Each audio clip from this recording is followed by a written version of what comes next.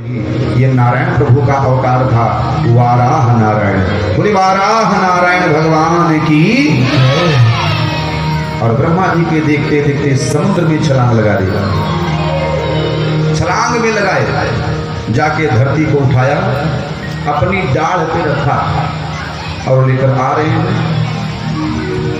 उस समय लोग उड़ते थे आकाश में। एक जैसे देवर्षि नारद जी हैं, ये उड़ते हैं।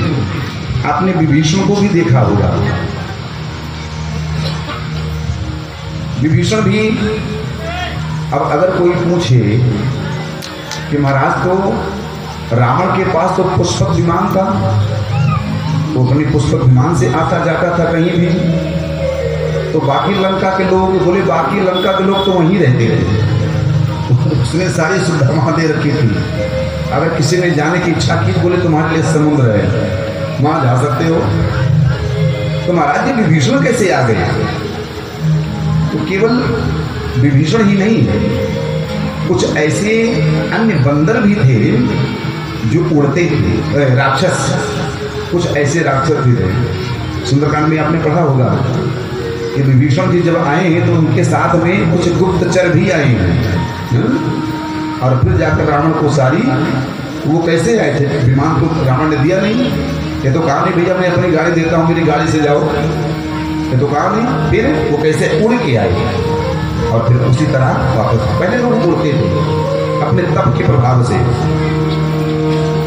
तो इधर से उड़ते उड़ते देवर्षि नारद जी आ रहे थे और उधर से हिरण्याक्ष आ रहा था। हिरण्याक्ष ने देवर्षि नारद को रोका, ठहरो महाराज, ठहरो ठहरो ठहरो। नारायण नारायण। अरे बोले क्या नारायण नारायण ही करना जानता है कि कुछ लड़ना भिड़ना भी जानता है?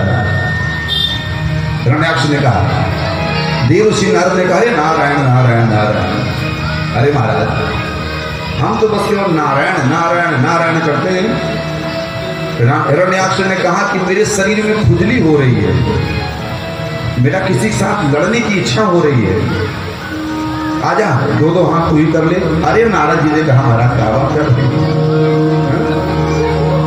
हम ये लड़ाई झगड़ा नहीं करते हैं। फिर बोले लड़ाई झगड़ा हम नहीं करते, लेकिन लड़ाना तो खुद जानते हैं। हम स्वयं नहीं करते, लेकिन लड़ाना जानते हैं। देवर्षि नारद जी ने कहा कि तुम ऐसा करो कि समुद्र में छलांग लगाओ। ये जो बिल्कुल आगे बैठे ना, थोड़ा और आगे आ जाओ, त्रिपाल के नीचे आ जाओ, और आगे आ जाओ सब लोग।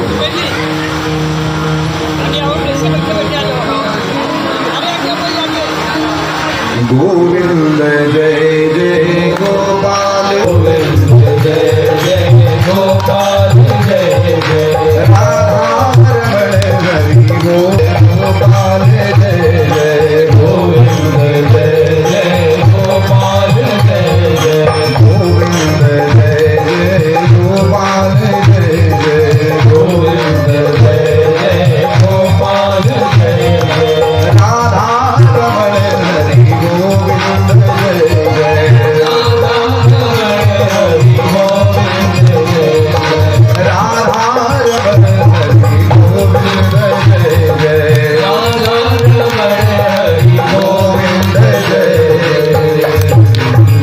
भक्तवत्सल भगवान की जय, भागवत भगवान की जय। हिरण्याकश्यपु समुद्र में गया, उधर से श्रीमन नारायण प्रभु पृथ्वी को धारण करके आ रहे थे।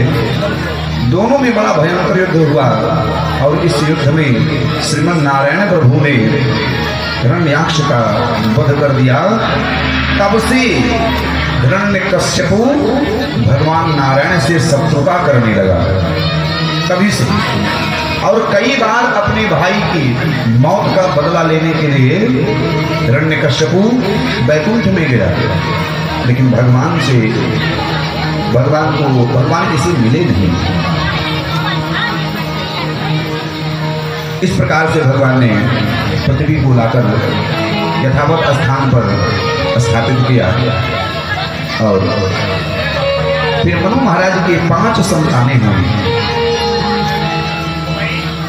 5 संतानों में 3 पुत्री और 2 पुत्र। भागवत जी में पहले पुत्रियों की कथा है, 3 बेटियों की कथा है। आकुति का विवाह रुचि प्रजापति से हुआ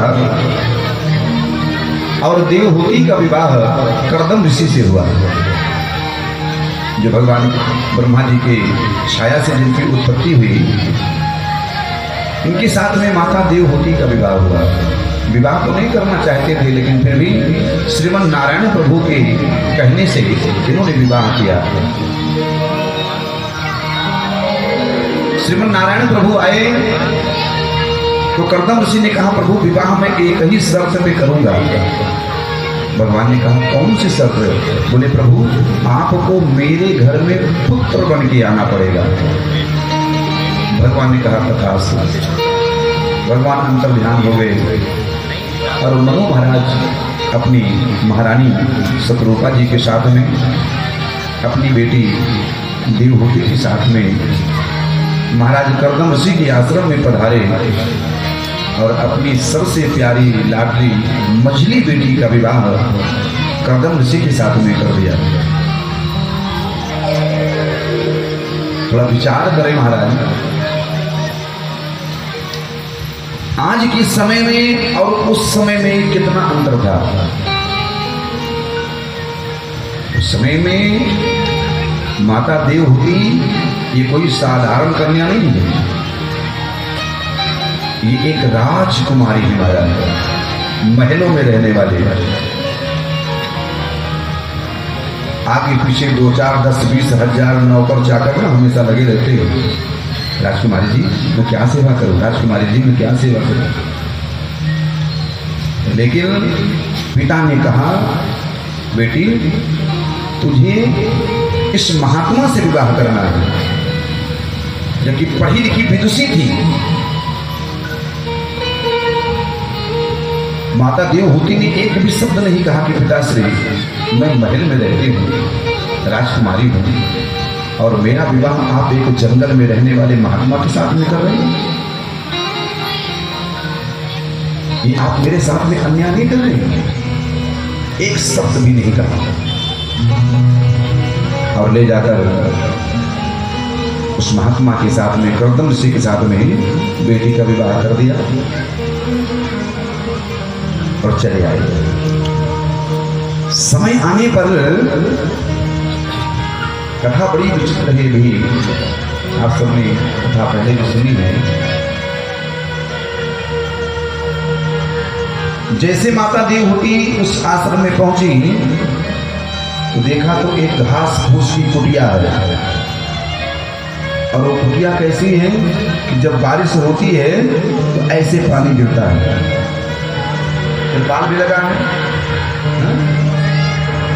सामियाना भी लगा है, ऊपर से गद्दा भी रखा है। गद्दा को बरस बढ़िया तुल तुल तुल तुल बहा रहे हो। ऐसे ही जितनी बारिश का जल होता है वो सब उस कुटिया में आके गिरता है। एक कोने में देखा तो कहीं चूहे ने कितनी मोटी मोटी बिल कर रखी है महाराज। दूसरे कोने में देखा नाग देवता बैठे हैं, और कहीं देखा बिच्छू बैठे हैं महाराज।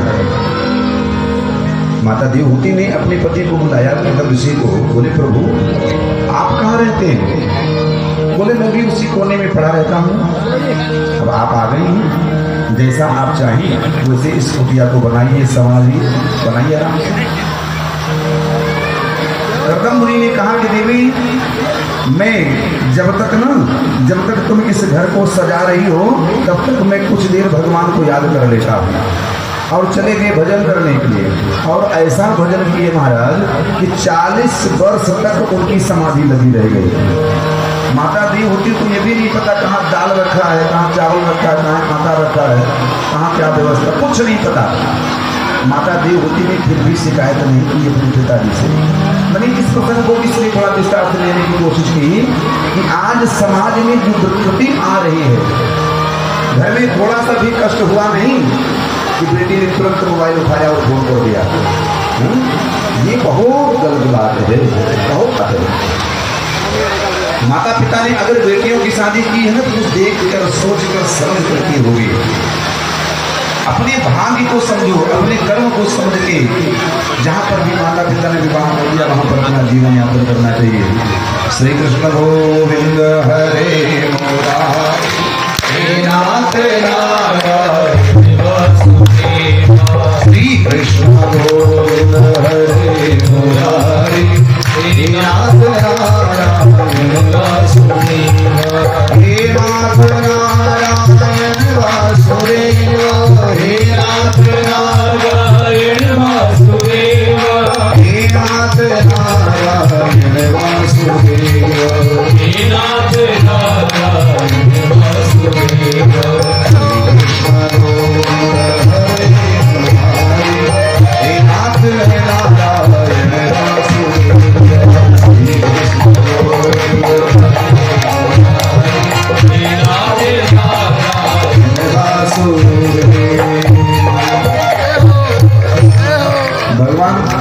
भगवान बोले तू तो ऐसे बैठा रहा, तू लिया था साहब।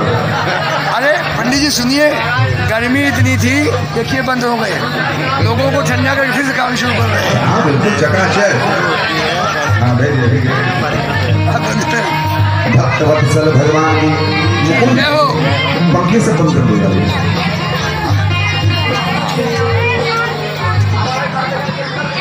लाइट वाला मेरी बात सुन रहा राजन, अगर कोई यहाँ पर है तो ये जो पंखे में इनके कनेक्शन काट दो, और कोई भी बच्चा कोई भी पंखा नहीं छुएगा।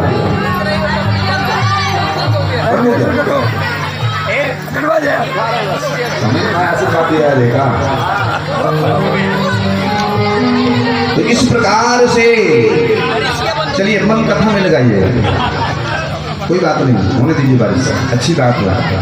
कल तक तो बेना लेके बैठते थे और भगवान ने इतनी बड़ी कृपा कर दी, देखो कितना सुंदर मौसम हो गया हमारा, चकाचक हो गया। इसलिए शांत होके कथा में मन लगाओ, कुछ नहीं होगा। ठीक है भैया। भक्तवत्सल भगवान की। समय आने पर माता देवहूति ने 9 कन्याओं को जन्म दिया, 9 बेटियों को। कर्दम ऋषि ने सोचा कि हे भगवान ये कौन से चक्कर में पड़ गया मैं, कहाँ भगवान का भजन करता था, कहाँ घर में कहाँ बेटियां। एक दिन कर्दम ऋषि ने माता देवहूति से कहा कि देवी अब आप अपना परिवार संभालो, अपने राम चले भजन करने के लिए। माता देवहूति ने कहा कि प्रभु आप भजन करने के लिए जाओ, मुझे कोई आपत्ति नहीं है, लेकिन ये जो 9 बेटियां हैं इनका विवाह तो कर दो पहले, विवाह करके आप स्वतंत्र हो जाएंगे, मैं आपको रोकूंगी नहीं, जहां आपकी इच्छा हो आप जाओ भजन करने के लिए। तब कर्दम ऋषि को याद आया, अरे भगवान ने मुझे ये वरदान दिया है, वादा किया है कि मैं तुम्हारे घर में पुत्र बन के आऊंगा। और 10वें संतान के रूप में कपिल भगवान आए। बोले कपिल भगवान की, जो हमें सनातन धर्मियों को सांख्य शास्त्र दिया जिन्होंने। कपिल भगवान के दर्शन किया और ब्रह्मा जी उसी समय कपिल भगवान का दर्शन करने के लिए आए अपने 9 पुत्रों के साथ में, और माता देवहूति की एक एक कन्या का विवाह अपने पुत्र के साथ में कर दिया। मरीचि ऋषि से कला का विवाह किया, एक बेटी का नाम था कला, उसका विवाह मरीचि ऋषि से किया। अत्रि ऋषि से विवाह किया। अत्रि ऋषि की पत्नी का क्या नाम है? बताएं बने, बताएं क्या नाम? अत्रि ऋषि की पत्नी का नाम क्या है?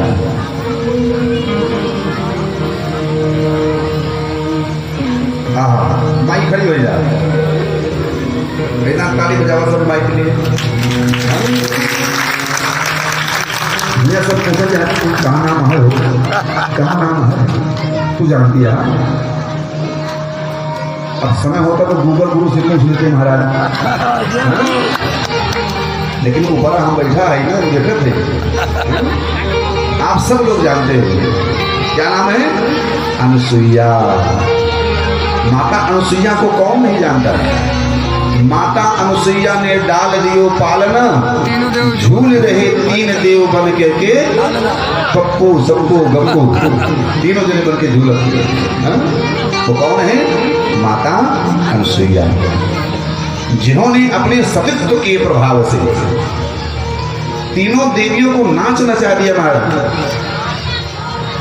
माता सरस्वती, माता महालक्ष्मी और माता पार्वती, तीनों को नाच नचा दिया। किसने? माता अनुसुईया ने। आके रोई, पांव दबाई,